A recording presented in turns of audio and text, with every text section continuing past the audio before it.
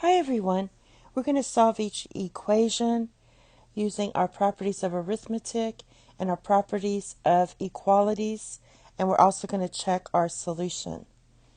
These are the three problems we're going to do, and we'll get started.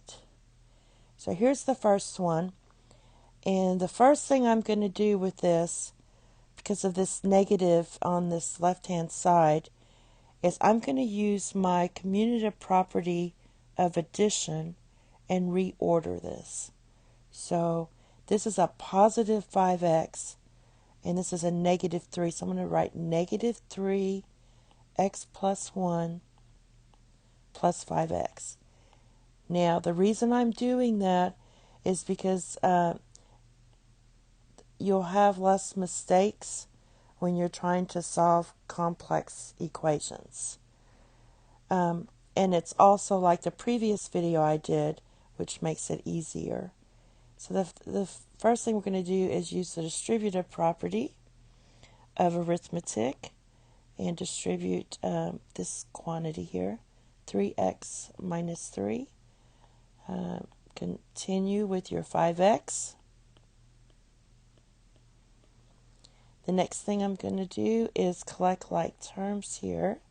So you have 2x, and write down your negative 3. Now we have a very simple equation.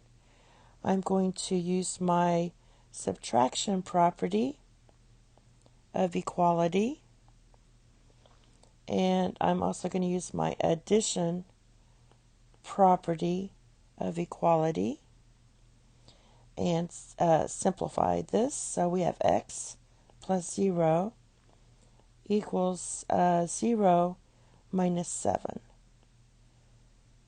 So we have x equals negative 7, or our solution set is negative 7.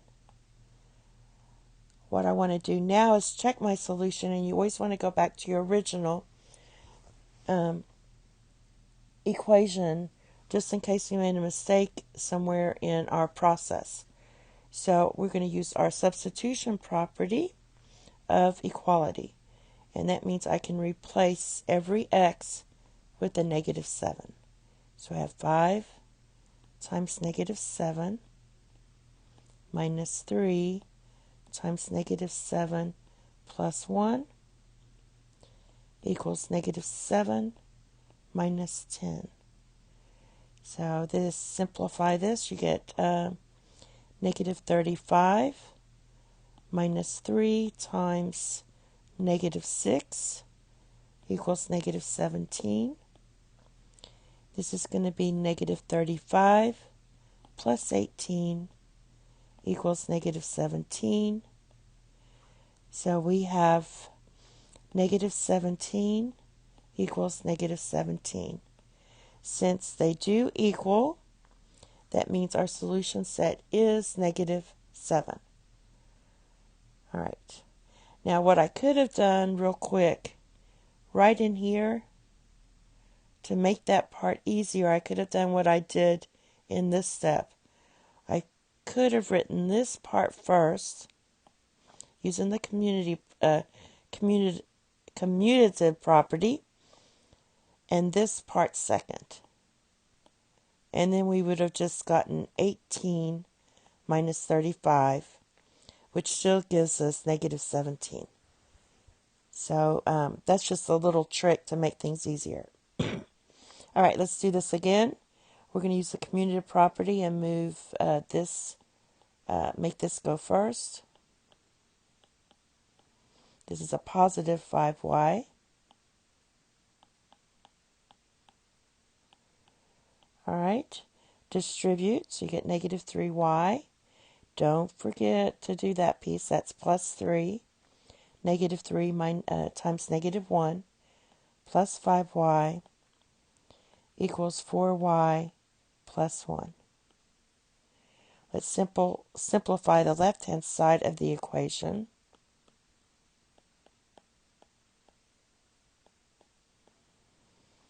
And now I'm going to go ahead and subtract 4y from both sides using my subtraction property. And also my subtraction property, I'm going to subtract 3. So you get negative 2y plus 0 equals 0 minus 2. Or we're going to have negative 2y equals negative 2. Now if you want to negate this, you can. Just multiply through by negative 1. You just put negative, or you can put the negative 1. You get 2y equals 2, and clearly y equals 1, because 2 times 1 is 2. So our solution set is 1. So let's check our solution by going back to the original. We're using our substitution property and replacing every y with 1.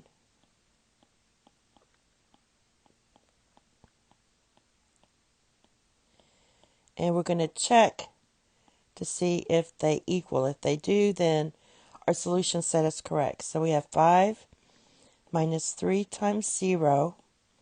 Does that equal 4 plus 1?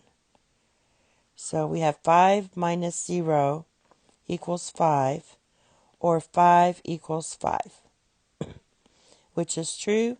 So our solution set is correct. And our last problem, I'm going to do the same thing. I'm going to use my commutative property. This is a positive. So I'm going to write negative 4 times 2a plus 13 plus 6a. Is that supposed to be a 13? Let's see. Just want to make sure. Nope, that's supposed to be a 3. That's supposed to be a 3.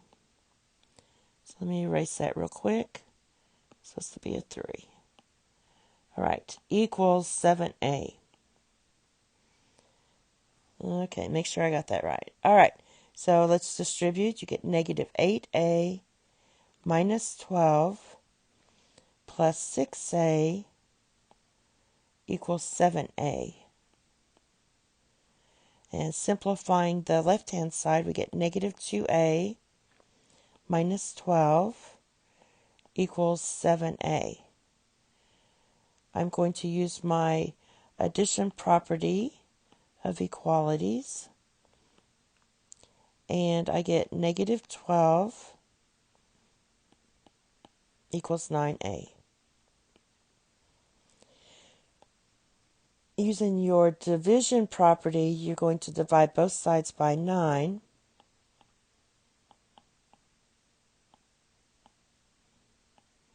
Nine divided by 9 is just 1.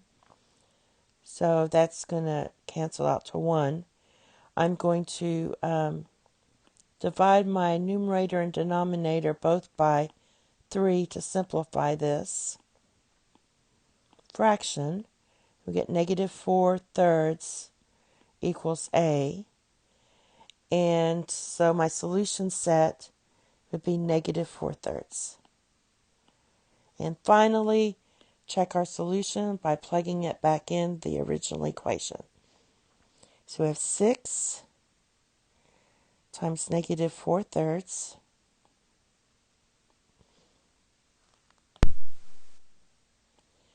minus 4 times 2 times negative 4 thirds. Add your 3 equals 7a, where a is negative 4 thirds. All right.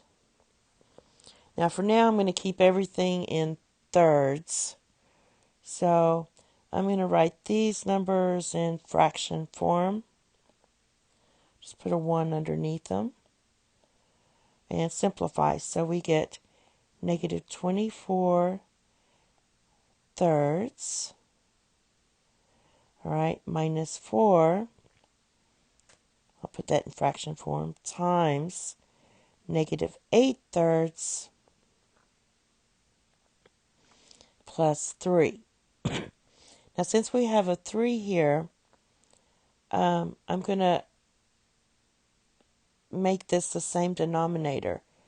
So since we need a 1 here, all you do is multiply 3 times your new denominator and you get 9.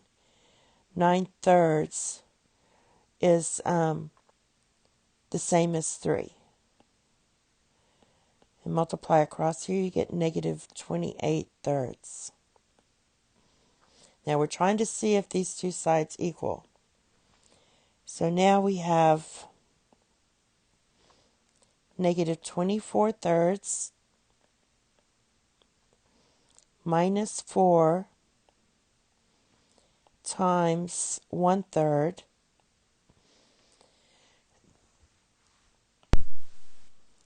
does that equal negative 28 thirds? So since I'm running out of room here a little bit, this is negative 24 thirds minus 4 thirds, and that does equal negative 28 thirds.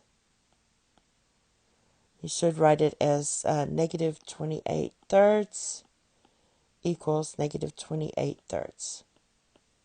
And it checks out. And that's it. Thank you. Have a nice day. Bye-bye.